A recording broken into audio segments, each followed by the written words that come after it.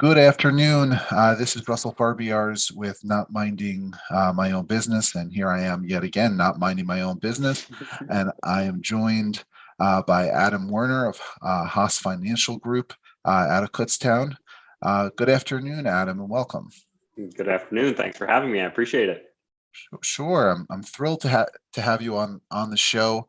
Can you tell our listeners a little bit about you and what you do? Yeah, so I am a wealth manager, often known as a financial advisor, financial planner, pick it out of a hat, whatever you want to call us. But we do primarily financial planning, retirement planning, investments, all of that good stuff here in Kutztown. That's nice. And it must be nice to have wealth to manage, right?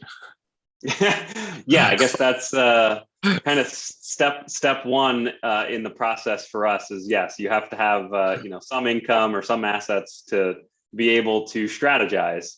So yes, that's fair. Now, how did you originally get into your line of work? Yeah, it's a funny story. So I'm going way back.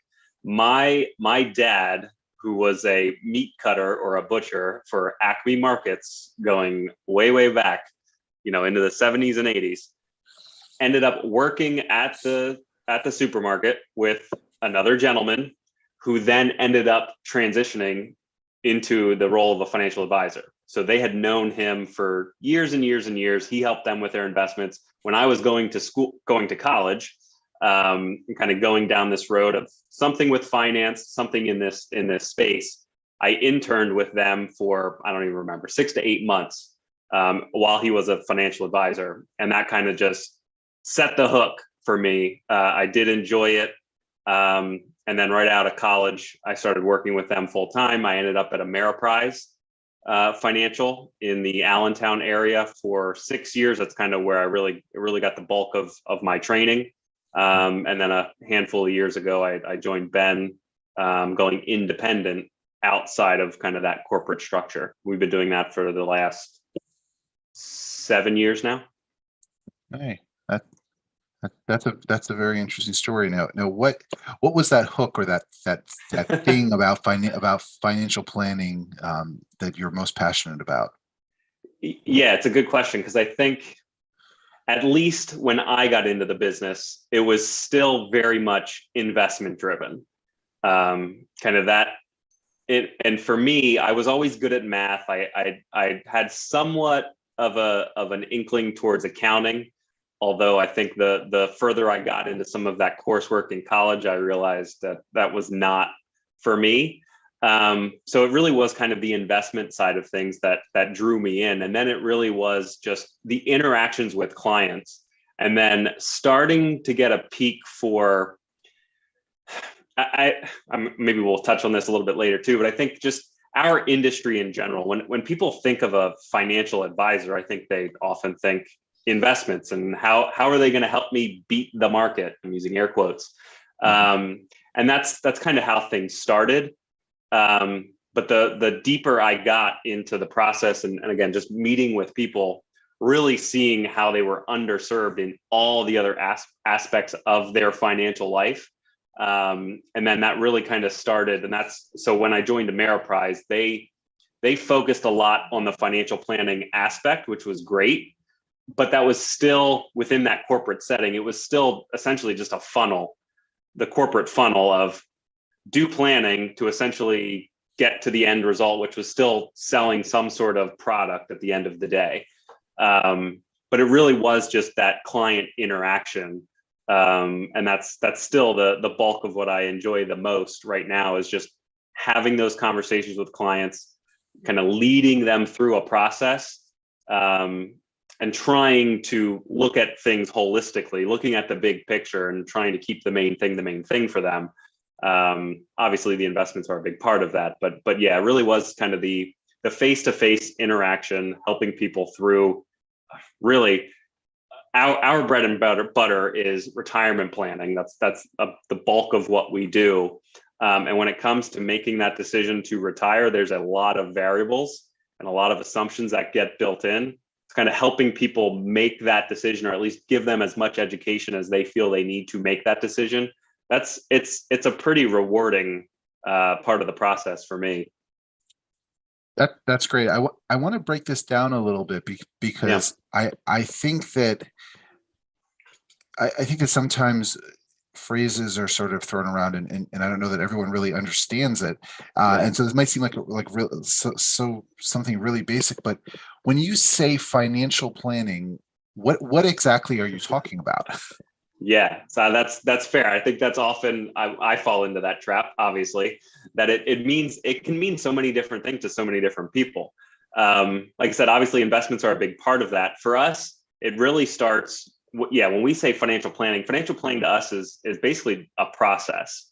So making sure that we kind of go through a checklist or some sort of process that makes sure we cover every single aspect of someone's financial life, to make sure that everything is in a good spot, or is at least aligned with what they're looking to accomplish. And oftentimes that's where we see the biggest gaps, in terms of people can be doing all the right things, right? Living within their means, making sure they're setting aside money, right? Saving, having insurance, having their estate plans documented, all of those things. That's all great in a vacuum. But rarely do we see people have everything kind of as a cohesive plan, or at least here's our path that we're going down. So it really is, for us, it's the foundational stuff first. It's making sure they have a cash reserve. Where are they saving? How much are they saving? Again, making sure that's actually aligned with what they're looking to accomplish. It's the insurance side of things. It's life insurance, disability insurance, all of that stuff. The tax planning is a big part of that. But pretty much, I'm trying to think. I don't know that there's any part of what we do from a financial planning perspective that isn't felt in some way, shape, or form connected to the tax side of things. And you are very well aware, even from an estate planning purpose, taxes often drive a lot of the process. So that's a big part of it. The estate planning, we know enough to be dangerous. We don't actually draft any estate plans. That's why we have you. But it's the strategy. It's going through the process, again, just making sure that people have things documented, number one, and that they understand we often see it's unintended consequences where I think people kind of get tripped up. We often say from an investment standpoint, sometimes you kind of let what's the saying? Let the tax tail wag the investment dog, where sometimes your priorities may be a little bit misplaced. If at the end of the day you're trying to invest in a certain way, we often see this with clients when they come from working with a CPA that kind of ran their financial life, and it's all through that lens of taxes. But really, it's all of that. It's the investments are a huge piece, obviously.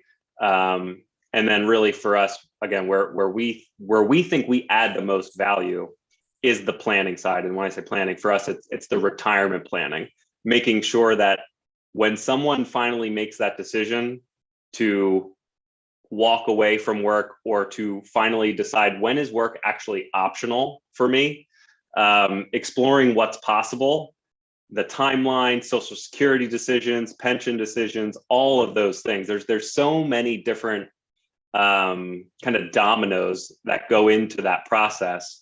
Going back to, like I said, using that term, unintended consequences, that nothing happens in a vacuum. So it's often pretty difficult for someone that doesn't do this on a regular basis and maybe doesn't necessarily want to keep up with tax law changes or state law changes or any of these ideas or areas of expertise. Trying to keep all of that in mind to make a decision.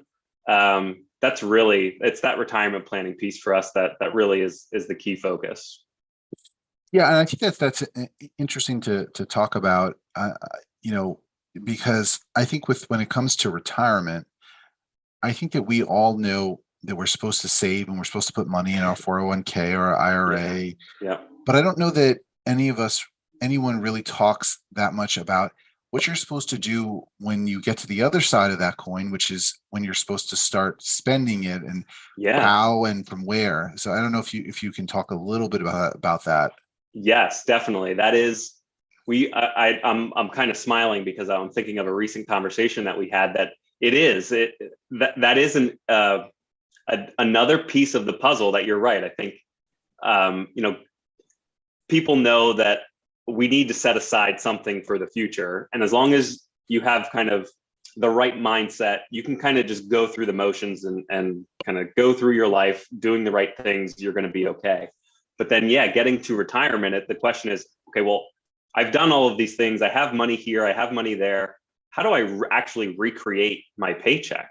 What accounts am I drawing from to actually now meet my needs? When should I start Social Security? That may factor into that decision too, of am I pulling from my 401k, but I'm delaying my Social Security? Or is it better for me to start Social Security earlier and allow my investments to continue to grow? And I think the hardest part for us is there's never a black and white answer that can be kind of the blanket statement. Everybody's situation is different. And I think that's part of what makes our job, I guess, interesting and entertaining at times. And it is challenging because no two clients, no two people have the exact same situation. So what works for one person may not work for another.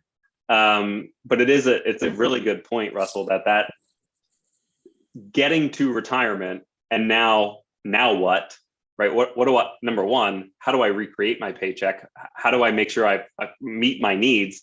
And how do I know that what I have is going to be enough? That's a big part of the thought process too. But it is, we more and more lately, we're seeing, again, the investment side of things, the planning side of things. I think to us, I don't want to say it's simple. It's really not. It's not easy, but it's the more human side of it. It's the emotional side of for many people getting to that point and deciding to retire. There's a lot of other parts of your life that are wrapped up in your job, in your career, and kind of it's difficult for a lot of people to flip that switch from it's the social interactions, it's having a purpose, and getting to that point and now trying to figure out what's next. How am I going to actually spend my days, assuming you have all of the other financial things, kind of those boxes checked. It really is more of that emotional behavioral side of things that we're seeing more and more people looking for help with. Yeah, I could definitely see that. And I also like how it seems like you're planning, you're starting from a place of what are your goals and what are your objectives, which is the exact same place that we start when we're talking about estate planning and elder law planning, which are really are two separate things in my world. And trying to really understand what the client wants, out of whether it be their life or their retirement or whatnot. What does that process look like for you, though? In terms of trying to determine what are those goals for people? Well, yeah. If a potential client contacts you and they're going to go through the Haas Financial Group planning process, give us like the 30,000-foot view of what that looks like. Oof. Yeah. So it involves a lot of questions. And really, and I'm sure that's no different from you. It really is just, we want to be able to understand what does somebody actually value? What are they hoping to accomplish? And then we can start to try to strategize what will actually fit or help them accomplish those goals. So I'll give an example, and then remind me to come back to the 30,000-foot view of the process. If somebody wanted to retire, say at age 55, what we would suggest for them is probably going to be way different than someone who says we want to retire at 65, because there's so many different aspects of retirement. Or I use the example again, I use 65, that's Medicare. So oftentimes the biggest hurdle for people who want to retire before age 65 is, okay, how do we cover health insurance? Where are we getting it? How much does that cost? Again, Social Security at 62 is the earliest that you can elect it. That's a big milestone. 59 and a half is a big milestone for being able to access, a retirement plan without a 10% penalty. So depending on what that goal may be, again, in this example, if somebody wanted to retire at 55, it may mean restructuring where they're saving. Maybe you're not saving as much into a retirement account. You're saving outside of a retirement account within an investment account, but not tied to retirement per se, to give someone the flexibility of where to access funds. This goes back to how am I going to recreate my paycheck from a tax perspective to make sure that they can accomplish what they want to accomplish. And something just as simple as retiring at a different age completely changes how we approach that process for them. And we also know that people's goals are not set in stone either. That's the biggest part, I think, for us, that I am learning as we go through this process with people, that we can do a quote unquote plan for someone, and it's out of date the moment our document is finalized. It really is the ongoing process for us that is the valuable part, keeping people on track as life changes, things change, careers change, whatever. Making sure that as those decision points come, that we're kind of regrouping and making sure that what they want to see happen still is aligned with how they are going about things. So back to your question on 30,000-foot view, for us, that process really is trying to get to know somebody and their financial life within a couple of meetings on the front end, make sure that we're actually a fit for them and them for us, that they're actually interested in going through some of this more in-depth process. And then it really is on us to start to analyze some of their data, right? Share all of the important pieces of financial information that they have. And then we do meet again to kind of go through an interactive process where we have our big screen TV in the conference room. We'll throw everything up on there. We use our financial planning tool interactively, really to explore what's possible and start to, I guess, try to narrow down what. So sorry, let me take a step back. Sometimes people have a pretty well-defined goal of what they want, using retirement again here as the example. I want to retire at age 62, and I know I'm going to need $100,000 a year in retirement, and maybe there's some other variables, but this is what I want. And then at that point, oftentimes it becomes the math equation. You can quickly back into what somebody needs to do if it's that well defined. Oftentimes, though, it's more ambiguous in terms of I don't know when I can retire, or I like what I do. I don't necessarily need to retire, but at some point, I just want to know when I can walk away on my own terms. And I think for us, oftentimes it is just giving people that perspective or that education on, we think you're okay to retire tomorrow or yesterday. You don't necessarily have to take that information and do anything with it, other than have that peace of mind to know that at any point you go into work and you just say, you know what, I don't want to do this anymore, or you have a bad day, or your boss is on your case over and over, or who knows what. Having that peace of mind to know that people can walk away at any point in time knowing that they're financially independent at whatever point in time that is. I think that's a big piece. And we've seen that lately too, that just having that knowledge is enough for people to actually work maybe a little bit longer than they had originally anticipated. So the point being, there's a lot of work on the front end to ask questions, to understand, to analyze the data, and then actually go through that interactively with somebody. And the end result for us is really just a to-do list. So all of the advice gets consolidated into, here's who is going to do what, and then we tie some deadlines to it. And we try to do as much of that heavy lifting as we possibly can on our side for people that want to delegate some of that to us. But really, that's the end result. It's that to-do list that acts as our agenda for the rest of whatever that time period is, 3 months, 6 months, a year, until we get through that, until the next life change happens, and then we're adapting again. Right. And so you said something important, like till the next life change. This is not a set it and forget it. No. And I say the same thing to a lot of my clients, that planning is a lifelong process. Yeah.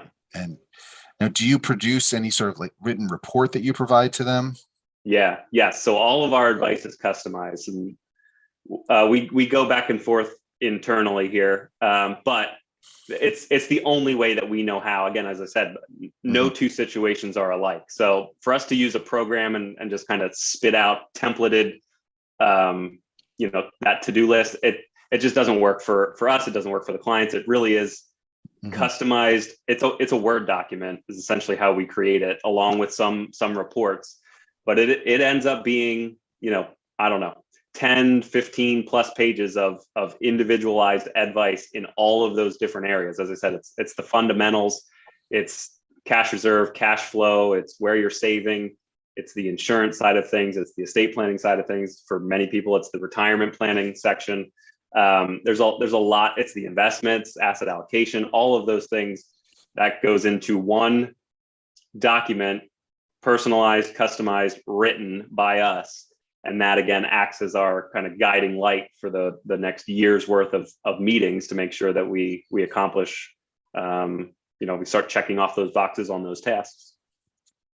So I'm getting the sense that you and the folks at Haas Financial Group are different than a lot of other financial advisors, and in a good way, because a lot of there are, and I'm not knocking anyone who does it this way, but there are a lot of financial advisors who are very interested in sort of accumulating assets under management, and maybe don't check in with their clients as often. Yeah, it sounds to me like you have a different model where you'd rather have less clients but check in with them more often. So I find that very interesting, because it's different. Yeah. How did that model come about? So it's very intentional, and you are spot on. That is definitely our approach. It's quality over quantity. And as the industry itself has evolved, the financial industry has evolved over the last, 10 or 15 so years. It really was primarily sales driven. It was product. You had to work with an advisor to get access to mutual funds or certain stocks, or that's where the stockbroker came from, right? It was still investment driven, and it still ended up in a sale.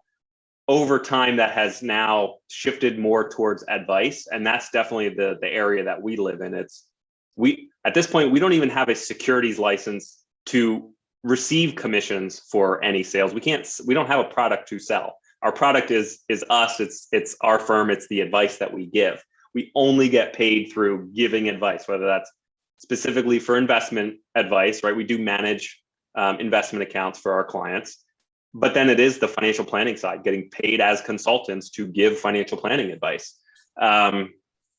So I think, I forget where the question even started. Just that, I think our approach to building those longer term relationships is what's important to us. We don't want to fall into that trap, which again, I think was the case years and years ago, that you're just chasing the next thing, right? You have to, if you brought a client in, you sold them a product, you got paid, great. That's all well and good. But you start the next year with a clean slate. You're starting from zero again. Now you got to go out and find a whole other, new batch of people to sell to. And that sounds awful to me. We want to work with people that share our values, right? That have the right mindset. Again, we're not a fit for everybody, but people that want to make sure they're doing the right thing, and are open to making those adjustments. And that's where we see it really is for us being very thoughtful on trying to stay small to a certain degree. I mean, we are actively growing, and we'll probably end up, hiring a few more people by the end of the year as well. But we don't want to become a volume shop, because really because we lead with planning first. That is a pretty time intensive process. It takes some effort, not only on our end, but on the client's end too. And to make sure that we're checking all of these boxes in all of these different areas. Yeah, there's only so many people that we think we can work with and actually do the job that we think we're good at, which is adding value holistically, not just in any one area. So yes, I'm glad you said that, because we certainly feel that way from time to time too, that we definitely go about things differently. But we've been doing this for so many years now. It oftentimes just feels weird when we see different stories or we hear how people are still doing things in a way that for us is just so antiquated and just doesn't align with how we think. But that's just, a personal bias. It's hard to wrap my head around how, certain people in this industry are still selling products and still not focusing on the person on the other side of the table. They're still cold calling people like it's 1980, like it's 1985. Yeah. So I want to pivot a little bit here and talk a little bit about you. When you're, what do you do when you're not working? Oh man. So I have 3 daughters, so that takes some time. There's never a dull moment in my house. Always something that needs to get done. The list it never shrinks. I don't know if I'm guessing that's a common thing. But other than that, so I am an avid drag racer at Maple Grove Raceway. That usually starts about now. We've had a couple of races already this year, and that'll go through September, October. So it's, essentially half the year that we're racing. My dad got me into that. He's been racing for, man, I don't even know how many years, 50 years now, maybe at this point. My daughter, who is 17, is now racing the last couple of years herself. So we spend a lot of time, especially in the summers, at the track together racing. Well, that's a nice family hobby. Yeah. Now, do you build the cars together, or how does that work? So that's where I have limitations, because I am not a mechanic. I can do some things, but I am not. I can't tear an engine apart and rebuild it from scratch. So luckily, and my dad, as much mechanical acumen as he has, is still not that either. So we have good friends that are either mechanics or do have those areas of expertise. So yeah, we can do enough to keep ourselves going, but when things need bigger updates or bigger changes. So recently my dad's engine had to come out of his race car because he had no oil pressure. That needed to come out, sent to the engine builder and be redone. So it is one of those areas where, for me, the drag racing side of it scratches the competitive itch for me. I like cars. I like going fast in a straight line. But yeah, all of the behind the scenes that goes into that, and that maybe that applies to financial planning, right? It's the process, trying to remove variables, trying to keep things consistent. That's the hard part. Really, the fun part is when you're out there on a race day and just being competitive, with our fellow racers. How fast does your car go? So compared to a street car, it's considered fast, but really in the race car world, it's not very fast. So in the quarter mile, I go maybe 11.5, 11.6 seconds at 115 miles an hour. So for comparison, a typical street car, your family SUV, maybe 15 to 16 seconds, somewhere in that range at, I don't know, 80, 89, 90 miles an hour. So it's fast. It throws you back in the seat when you step on the gas. Wow. But I guess you're not weaving in and out of traffic, so it's a little different. No. It really is it does that sensation of speed over time. You do become accustomed to it. So to the point now where the very first run of the year, like when we go out in April, usually it's in April for the very first time, that first run kind of resets that expectation. It kind of does surprise you that very first time you hit the throttle and you go right off the line, full throttle. That gives you that kind of that adrenaline rush again. But when you're in mid-season, you become just so acclimated to it. You kind of lose some of that sensation of going 115 miles an hour at the finish line. It is weird to kind of think of it in that way, but it is how it works. Wow. That's really interesting. I might have to come out and watch you race sometime, because that would be interesting to watch. It's an experience for sure.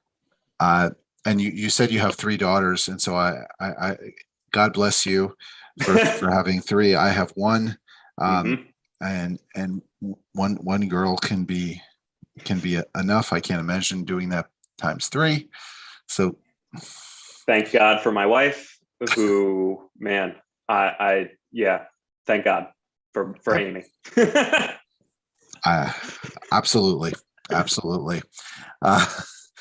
Now, are you originally from the Berks County area? Yeah, I grew up in Sinking Spring. Okay. And what's your favorite local restaurant? So this is a new one for me. Amy and I just discovered Savory Grill. I don't know if you're familiar with Savory Grill. It's in Lehigh Valley. Yeah, it's like Macungie-ish area. Seaschultzville, I think is what it is. Yeah. We went there for our anniversary 6 months ago, for the very first time. I've always kind of heard of it, but never really went. And it is, we just went actually last weekend. It's quite an experience. It is, I don't know so we like to watch the cooking shows on Food Network, like the competition shows, Chopped, Guys Grocery Games, the Tournament of Champions, those kind of things. This was the closest thing that we could find locally that kind of gives you that feel of wildly different ingredients prepared different ways. So that's been our favorite. To be fair, we've only been there twice. But it is, if you're looking for an experience when you're going out to eat, it is a long dinner. It's been like 2 to 2.5 hour dinners, and it's an experience. But it's very different than, going to any other, local chain restaurant, for example. We'll have to check that out. I know we were talking about trying to check out Savory Grill. Yeah. And I can't recall if we've been there before, because we used to have a friend who lived out in that area. Okay. But yeah. Well, this has been a really interesting conversation. I feel like we've really gotten to talk a lot about about the financial services industry, and sort of understanding really a different approach to providing those services. Is there something that you think that people should be aware of about what you do or about your industry that they wouldn't otherwise be aware of? Yeah, I think I've kind of touched on this at different points throughout here. It's the for us. It's the focus on advice, not necessarily just the focus on investments. And I think that's often the biggest misconception when people find us or come to us along the way, that they think I have this investment account, I retired, I just want somebody to help me manage that, and we can help do that.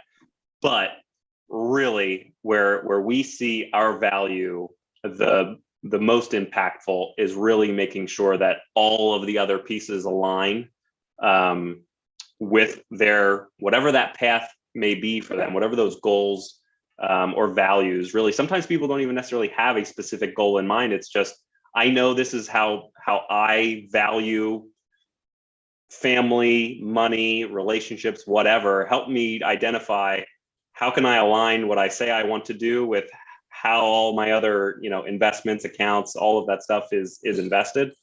And I think it really is just that difference between advice and product sales.